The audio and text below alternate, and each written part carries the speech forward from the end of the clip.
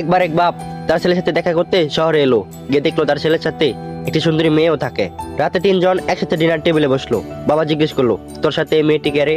ছেলে বললো, বাবা ও আমার রুম পার্টনার, ও আমার সাথে থাকে। তুমি এটা নিয়ে কি ভাবছো সেটা আমি জানি, কিন্তু আমাদের দুজনের মধ্যে সেরকম কোনো সম্পর্ক নেই। আমাদের দুজনের আলাদা আলাদা কামরা, আলাদা আলাদা বেড। আমরা দুজন খুব ভালো বন্ধু। বাপ বললো, ঠিক আছে। পরের দিন বাপ নিজের গ্রামে চলে গেল। এক সপ্তাহ পর মেয়েটি ছেলেটিকে বলল, শোনো, গত শুক্রবার তোমার বাবা যে প্লেটে ডিনার করেছিলেন সেই প্লেটটা খুঁজে পাচ্ছি না। আমার সন্দেহ তোমার বাবা এই প্লেটটা নিয়ে গেছে। ছেলেটি রেগে গিয়ে বলল, সেটআপ, এসব কি কথা? তুমি কি আমার বাবাকে চোর বলেছো? মেয়েটি বলল, তা না, কিন্তু তুমি একবার তোমার বাবাকে জিজ্ঞেস করে দেখো না। জিজ্ঞেস করতে আপত্তি কিসের? ছেলেটি বলল, ওকে আমি জিজ্ঞেস করব।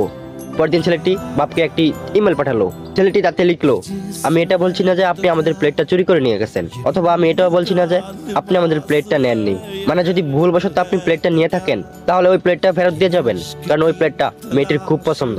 ইতি আপনার ছেলে। 1 ঘন্টা পর বাবার জবাব এলো, আমি এটা বলছি না যে তোমার রুম পার্টনার তোমার সাথে ঘুমায়, আবার এটাও বলছি না যে তোমার রুম পার্টনার তোমার সাথে ঘুমায় না। তবে ওই মেয়েটি যদি পুরো সপ্তাহে একবারও নিজের রুমে নিজের বেডে শুতে যেত তাহলে তার বালিশের নিচে সেই প্লেটটা পেয়ে যেত, কারণ প্লেটটা আমি ওর বালিশের নিচেই লুকিয়ে রেখেছিলাম।